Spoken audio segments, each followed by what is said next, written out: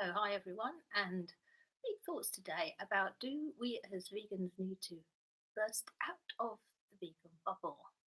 I've got 5 reasons that say yes, we do. But I'd love to know what you think, and put that in the comments as well, obviously. So, this is Pamela from Animal Justice Emergency.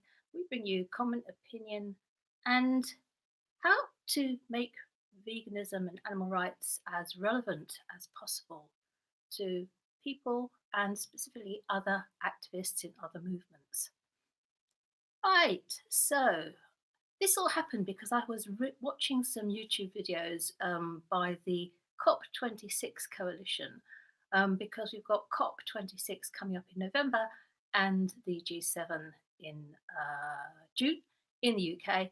And obviously, a lot of activists are going to be mobilising for this, getting together in great big groups, networking, chatting to each other.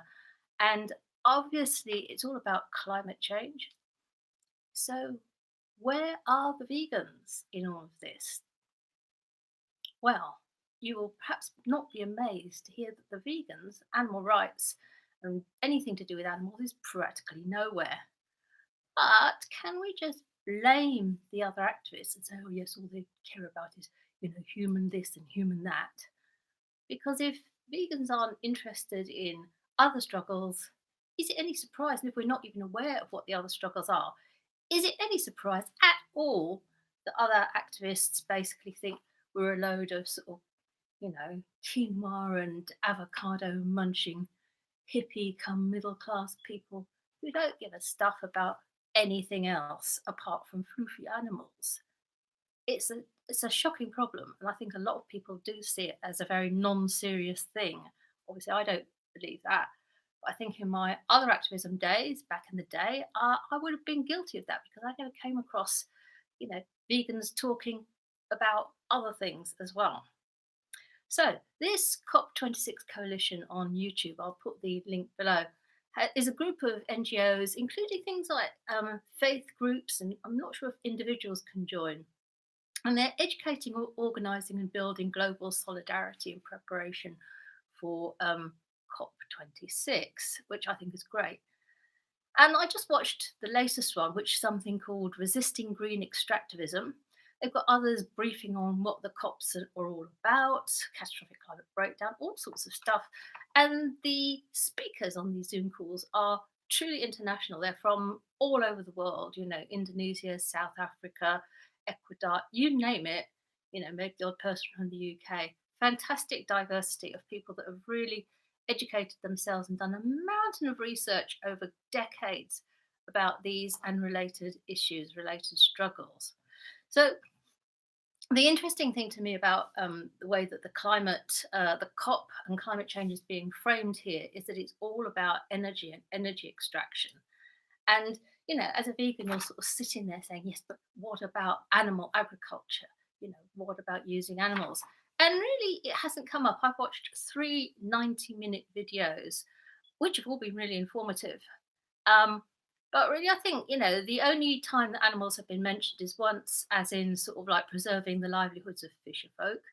And another time was, I think, talking about small scale animal farming operations. So it's a bit disconcerting and saddening.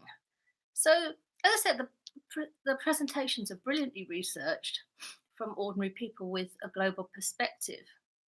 But, and these people are really dedicated. I mean, one woman from South Africa was sharing that recently a female activist had been assassinated for refusing to sign what this person described as a dodgy deal with a mining company, giving them access to her land, and this woman was assassinated.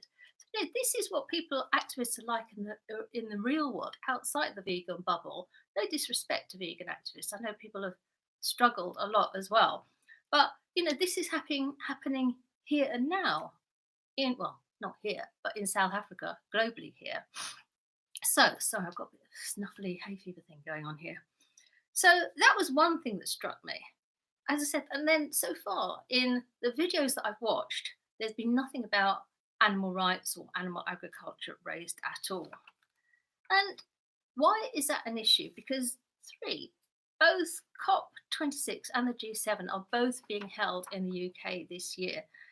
And it's really going to raise the profile of all sorts of issues and all sorts of struggles in the media and in the general public's mind. And that's why it's really important. And also to talk to other activists as well, to raise the issue of animal use, animal rights, justice for other animals in that kind of grouping. It's got a lot of potential for, I think, expanding the whole vegan discussion, animal rights discussion outside of the vegan bubble. And I think that's why we should be making a bit of an effort to get stuck in there. So, people will be talking about global inequality, biodiversity loss, and guaranteed they will not be really mentioning animal agriculture. So, it's a great opportunity, number four, for vegans to get involved with other activists and show and build genuine solidarity and firmly raise the use of other animals as something that we all need to be concerned about. And I think, this all starts with educating ourselves. As I said, watch a few videos. I'm going to start commenting on these videos. And there are other places that we can comment as well.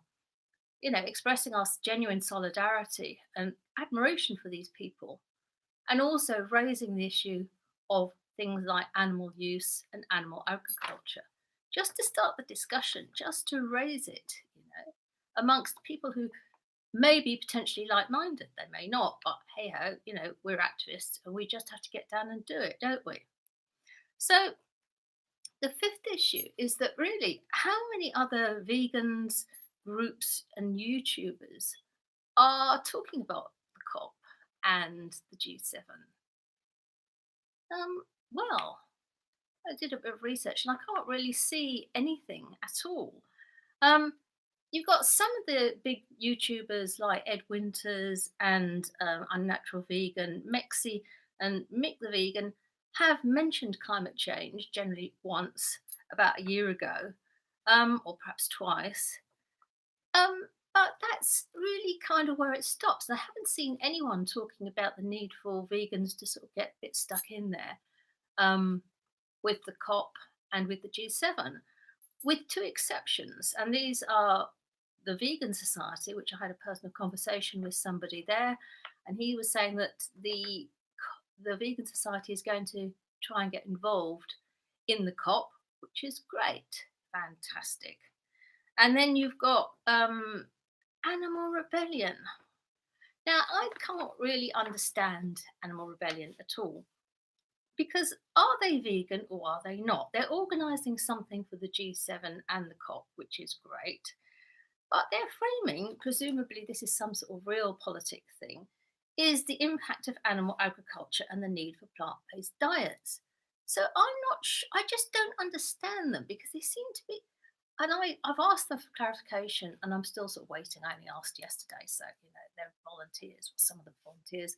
So I just think it's confusing. I'm confused. On the one hand, I think, well, maybe there are some possibilities, and at least they're organising.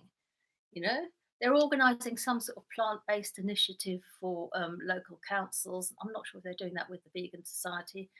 And they're also organising for the COP and the G7, which is great. And I don't know if they're vegan or not. Anyway, so, and the other thing about, bigger YouTube channels and what they're saying to their followers, do they talk about organising? Do they talk about showing solidarity? Do they talk about activism? Was all about, bung me some money on my Patreon. The only ones that I know that are talking about organising are Mexi and Cranky Vegan. There's probably others. Do let me know. Generally, the whole vegan bubble is not about organising. It's not about getting active. It's not about showing solidarity. It's not with understanding the issues in the wider world and how animal rights can play out there and the connections that can be made. And I think this is something that we need to really think about. because issues like COVID are not going to go away. And we need to kind of up our vegan game, up our activism game in order to make an impact for all animals.